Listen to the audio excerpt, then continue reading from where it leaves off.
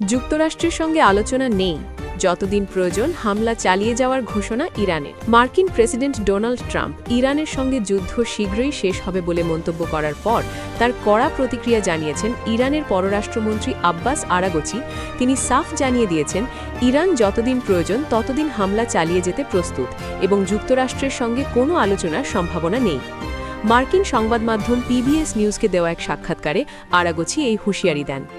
Abbas Araghchi বলেন, ক্ষেপণাস্ত্র নিক্ষেপ অব্যাহত রয়েছে। আমাদের যতদিন প্রয়োজন এবং যতদিন এই পরিস্থিতি চলবে ততদিন আমাদের ক্ষেপণাস্ত্র দিয়ে তাদের উপর হামলা চালিয়ে যাওয়ার জন্য আমরা পুরোপুরি প্রস্তুত। যুক্তরাষ্ট্রের সঙ্গে আলোচনার বিষয়ে তিনি বলেন, ওয়াশিংটনের সঙ্গে আলোচনা এখন আর তাদের আলোচ্য সূচিতে নেই।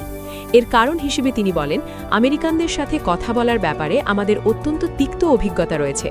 তিনি উল্লেখ করেন যে গত জুন মাসে এবং বর্তমানেও ইরানের উপর মার্কিন হামলাগুলো এমন সময় চালানো হয়েছে যখন দুই দেশের মধ্যে আলোচনা চলছিল, কিন্তু তা সফল হয়নি। আরাগচি বলেন, আমেরিকানদের সাথে কথা বলা আর আমাদের তালিকায় আর নেই।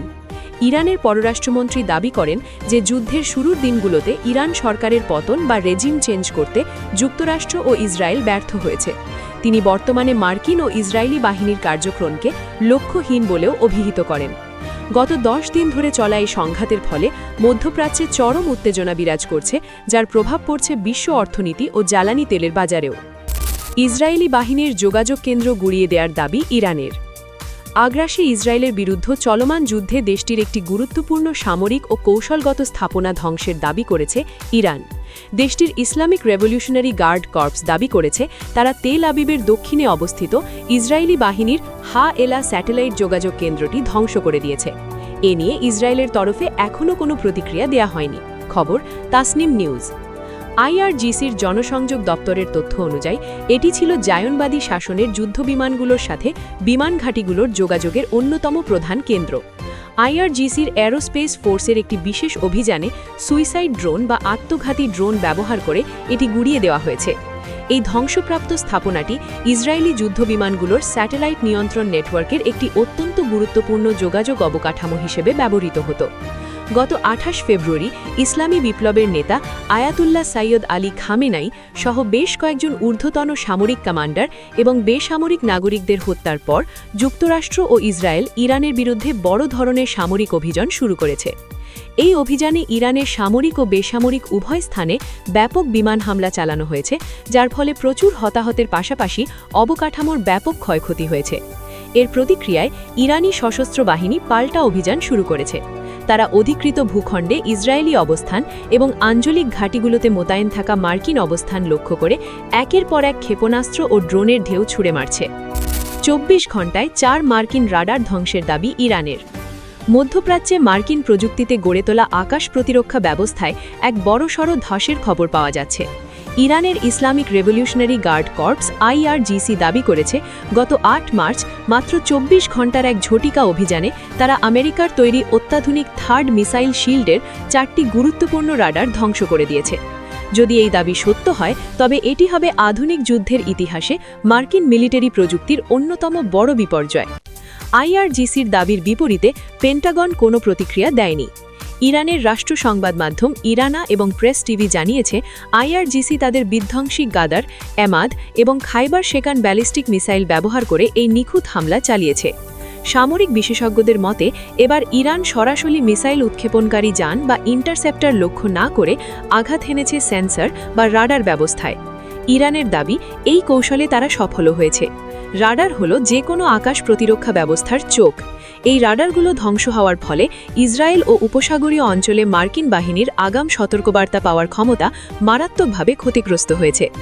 খাতামে আল আনবিয়া সদর দপ্তর থেকে জানানো হয়েছে, রাডারগুলো অকেজো হয়ে যাওয়ায় ইসরায়েলি এয়ার রেড সাইরেনগুলো মিসাইল আসার আগে বাজেনি, বরং আছড়ে পড়ার সময় বা পরে বেজেছে।